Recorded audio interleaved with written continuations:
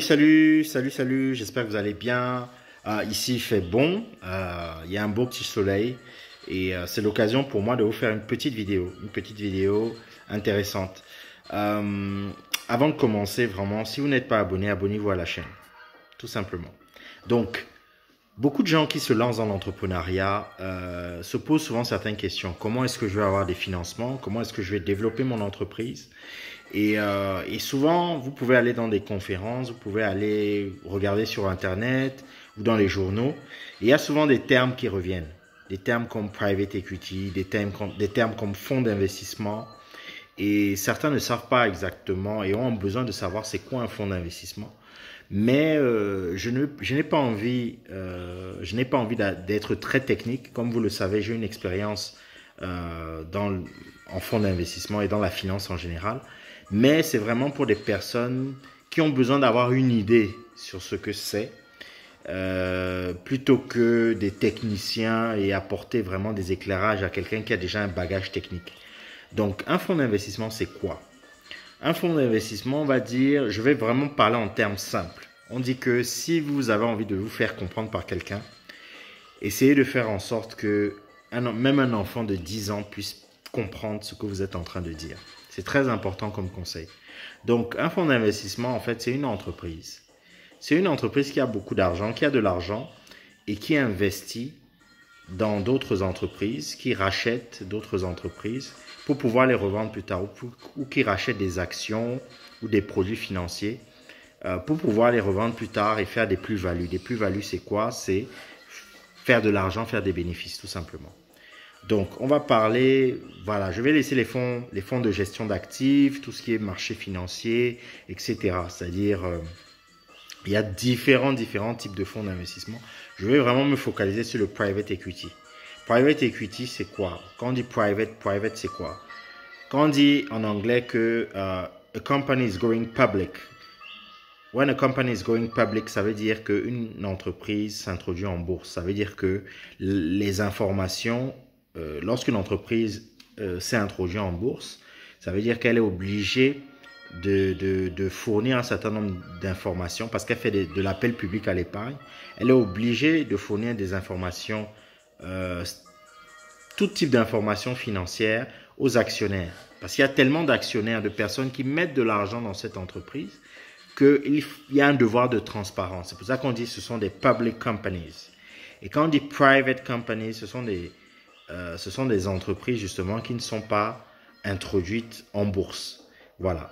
On voit par exemple, il y a de très grosses entreprises, des licornes, comme on dit. Par exemple, en France, on parle de licorne quand ce sont des entreprises qui ont des capitalisations boursières, des valeurs qui dépassent le milliard de dollars, mais qui ne sont pas introduits en bourse. Par exemple, Uber, si je ne me trompe pas, Uber n'est pas introduit en bourse. Si je me trompe, mettez dans le commentaire, parce que bon, je ne suis plus trop.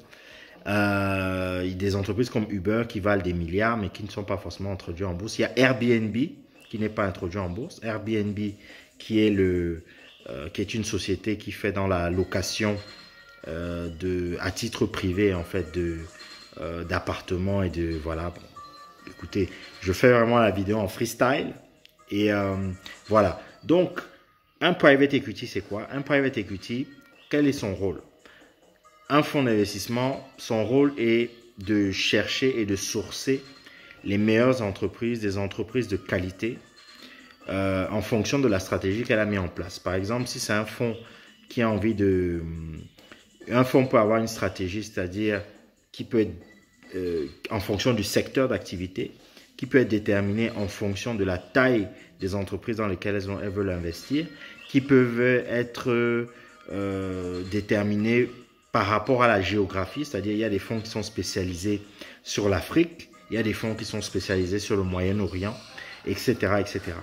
Donc, un fonds déjà doit avoir une stratégie. Comment est-ce qu'un fonds d'investissement fonctionne? C'est-à-dire qu'un fonds de private equity, on va dire private equity. Donc, c'est-à-dire qu'il y a d'abord une levée de fonds. C'est-à-dire qu'il y a des gens qui se réunissent. Par exemple, moi, si j'ai envie de créer un fonds d'investissement, je me lève, je dis, bon, ok, j'ai de l'expérience en finance, en ingénierie financière, et je vais essayer de chercher de l'argent auprès d'investisseurs, de premiers investisseurs. qui vont surtout des entreprises, des institutionnels. Ça peut être des grandes banques, ça peut être d'autres fonds de gestion d'actifs qui sont spécialisés justement dans l'investissement. On appelle ça des fonds de fonds. Ou bien je peux aller chercher des assureurs, etc., qui vont pouvoir mettre de l'argent. Par exemple, si je veux un fonds d'1 milliard, enfin d'1 milliard de dollars. Allez, soyons ambitieux, soyons fous. Si je veux un fonds d'1 milliard de dollars, je vais essayer de collecter de l'argent un peu partout pour pouvoir monter mon fonds. Je vais l'appeler peut-être, je sais pas, Ngan Capital. Allez, on l'appelle, soyons fous, on l'appelle Ngan Capital. Je vais prendre de l'argent partout. Et cet argent, je vais le collecter à travers un véhicule d'investissement. Et c'est ce véhicule d'investissement qui va nous permettre d'investir. Et ce véhicule d'investissement va être géré par une société de gestion. Il y a une société de gestion qui va être créée. Ça peut être 5 personnes, 10 personnes, 50 personnes. C'est en fonction de la taille en général du fonds. Donc, ces 1 milliard là, c'est pas pour entrer dans ma poche. Ces 1 milliard là sont là pour pouvoir investir dans des entreprises prometteuses. Ça, c'est la première phase, c'est-à-dire collecter cet argent, avoir un véhicule, ce véhicule d'investissement qui dure un certain nombre d'années. Bon, ce véhicule d'investissement nous permettra d'investir à notre tour dans différentes sociétés. Donc, on a créé ce véhicule d'investissement. Maintenant, on doit pouvoir sourcer des entreprises, être à la recherche des entreprises, des pépites dans lesquelles on pourra investir. Et on pourra investir, pourquoi? On veut investir pour pouvoir accompagner ces entreprises. Accompagner ces entreprises pour que ces entreprises se développent, gagnent des parts de marché, grandissent. Et une fois que nous avons accompli fait cela, accompli cette mission, au bout de, je sais pas, au bout de 5 ans, au bout de 6 ans, au bout de 7 ans, ça dépend vraiment de l'horizon d'investissement. Au bout de ce laps de temps, on va revendre notre participation. Donc le but pour ces fonds de private equity, ce n'est pas de prendre le contrôle de ces entreprises. Le but est de prendre une participation qui est souvent minoritaire. Participation minoritaire, c'est en dessous de 50%, c'est-à-dire elle peut prendre une participation de 15%, de 20%. Elle peut s'associer avec d'autres fonds d'investissement aussi. Donc, elle va prendre 25% par exemple de votre entreprise. Elle va acheter des actions, donc elle va investir dans votre entreprise. Par exemple, sur les 1 milliard, elle va peut-être prendre 100 millions de francs CFA ou bien 100 millions d'euros ou de dollars, je ne sais pas en quoi on parle.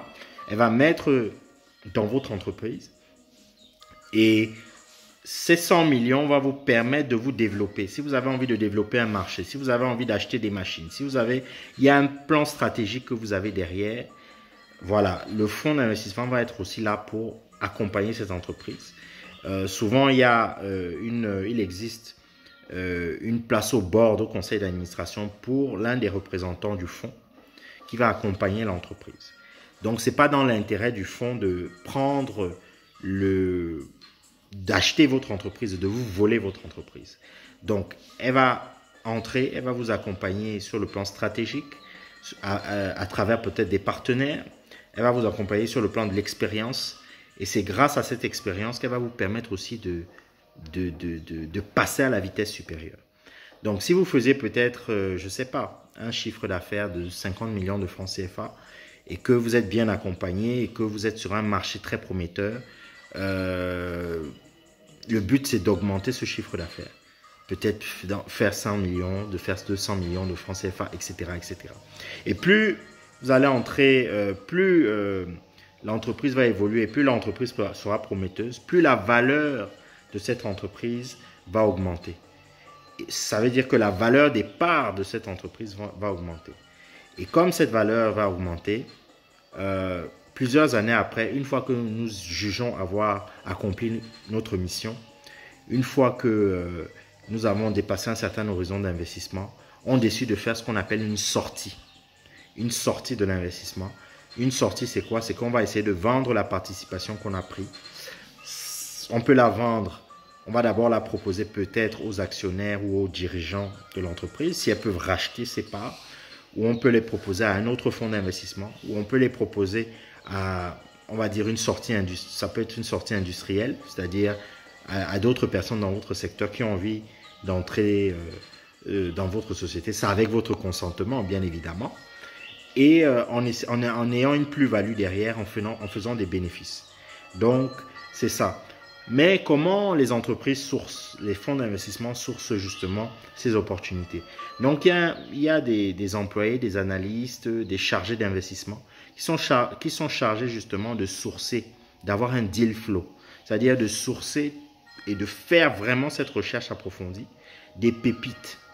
Et souvent sur 100 dossiers, par exemple, qu'un fonds d'investissement peut recevoir, on va dire qu'il y a peut-être une vingtaine ou une quinzaine de sociétés dans lesquelles le fonds d'investissement va pouvoir réellement investir. Parce que toutes les sociétés ne sont pas intéressantes et toutes les sociétés n'ont peut-être pas le potentiel ou bien la bonne gouvernance pour pouvoir se développer.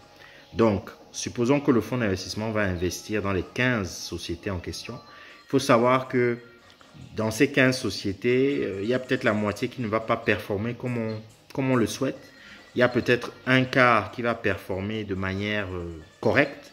Et il y a peut-être 2, 3, 4 grosses pépites qui vont surperformer en moyenne.